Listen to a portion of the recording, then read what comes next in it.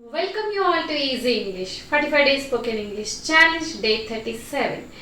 ఈరోజు మనకి స్పోకెన్ ఇంగ్లీష్లో బాగా యూజ్ అయ్యే planning to and eager to అనే స్ట్రక్చర్స్ని మనం నేర్చుకుందాం. వీటిని మనం హెల్పింగ్ వర్బ్స్ లాగా కూడా అంటూ ఉంటాము. సో ఈరోజు చూడండి. సో ప్లానింగ్ టు అంటే ఏంటి? ఒక పని చేయడానికి ప్రణాళికతో ఉండడం. ఓకే, ఒక పని చేయడానికి ప్రణాళికతో, ప్లాన్తో, ఒక ఐడియా, ఒక స్ట్రాటజీతో ఉండడం. ఈగర్ టు అంటే ఒక పని చేయడానికి ఉత్సుకతతో ఉండడం, ఆతృతతో ఉండడం. సో వీటిని మనం డే టు డే లైఫ్లో చాలాసార్లు వాడచ్చు. మనం చాలా ఈజీగా వాడేయచ్చు. ఇది ఇక్కడ మీకు కాన్సెప్ట్ అర్థమైతే, అంటే సెంటెన్స్ ఫార్మేషన్ ఎలా ఉంటుందో మీకు తెలిస్తే చక్కగా మీరు వాడేసుకోవచ్చు. ఓకేనండి. సో ఇక్కడ చూడండి, ఒక్కసారి స్ట్రక్చర్స్ చూద్దాం. ఐకి అంటే నేను మీకు ఎట్ ఏ టైం పాస్ట్లో, ప్రజెంట్లో, ఫ్యూచర్లో 3 రకాలుగా ఎలా వాడచ్చో చెప్తాను. సో ఐకి యామ్ వస్తుంది, మీకు తెలుసు. యామ్ ఈజ్ ఆర్ లెసన్లో మీరు నేర్చుకున్నారు ఇది. స్ట్రక్చర్స్ అన్నీ కూడా ఐకి యామ్ వస్తుంది ప్రజెంట్ టెన్స్లో. పాస్ట్ టెన్స్లో వాజ్ వస్తుంది, ఫ్యూచర్ టెన్స్లో షెల్ బి వస్తుంది. మీరు ఆల్రెడీ ఈ లెసన్స్ అన్నీ మనకు అయిపోయినాయి, ఈ structures lesson. So I am planning to go to Shirdi. నేను షిరిడీకి వెళ్ళాలని ప్లానింగ్ చేసుకుంటున్నాను. ప్రణాళికతో ఉండడం, పని చేయడానికి ప్రణాళికతో ఉన్నాను, నేను ప్లాన్ చేసుకుంటున్నాను. I am planning to visit Mumbai. I'm planning to visit Mumbai. నేను ముంబై విజిట్ చేయడానికి ప్లానింగ్ చేసుకుంటున్నాను. ఐ వాజ్ పాస్ట్లో అయితే I was planning to visit Mumbai last year.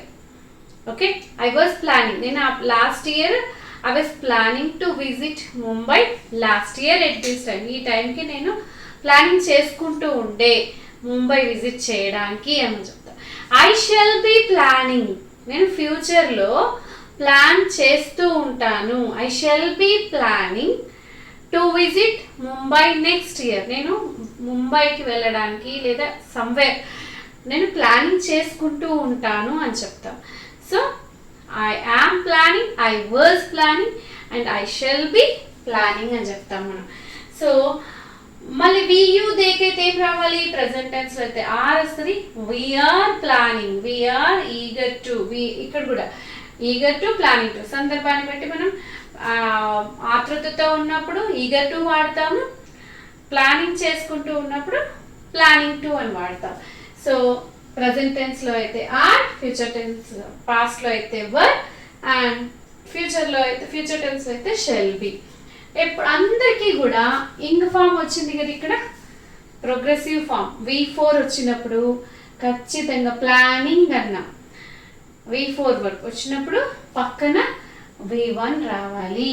ఇక్కడ verb, we were planning to go to movie, we are planning to write an exam, we are planning to build a house, we are planning to construct a new house. మేము ఒక new house ని construct చేయాలనుకుంటున్నాం.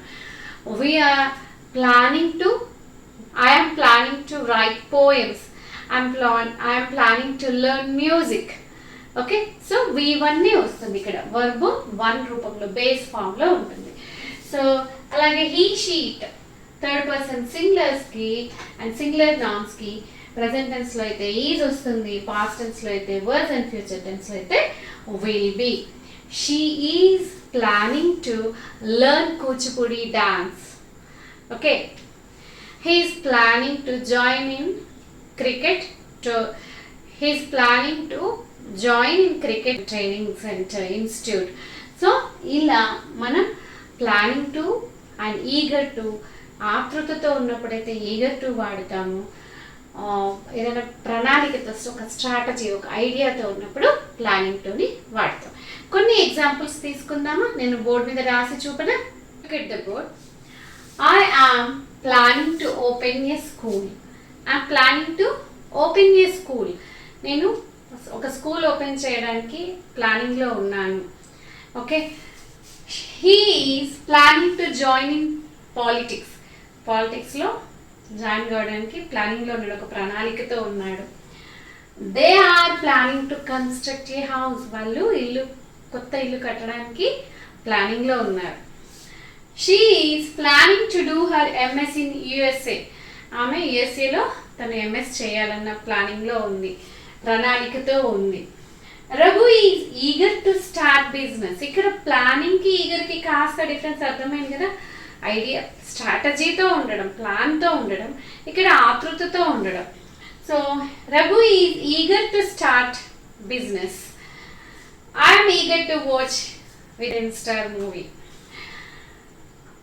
ఇక్కడ మనం past tense, present tense, future tense కూడా చెప్పుకున్నాం కదా. Ravi was planning to prepare for group 1 exam last year.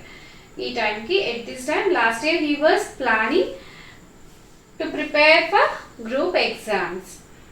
Ravi was planning for group 1 exams అట్లా కూడా చెప్పొచ్చు. సో ఇలా ప్లానింగ్ టు, ఈగర్ టుని మనం subject plus am is are వర్స్, ఆమ్ ఈజ్ ఆర్ లేదా ప్రజెంట్ సబ్జెక్ట్ ప్లస్ మీకు స్ట్రక్చర్ చెప్పుకున్నాం కదా ముందు.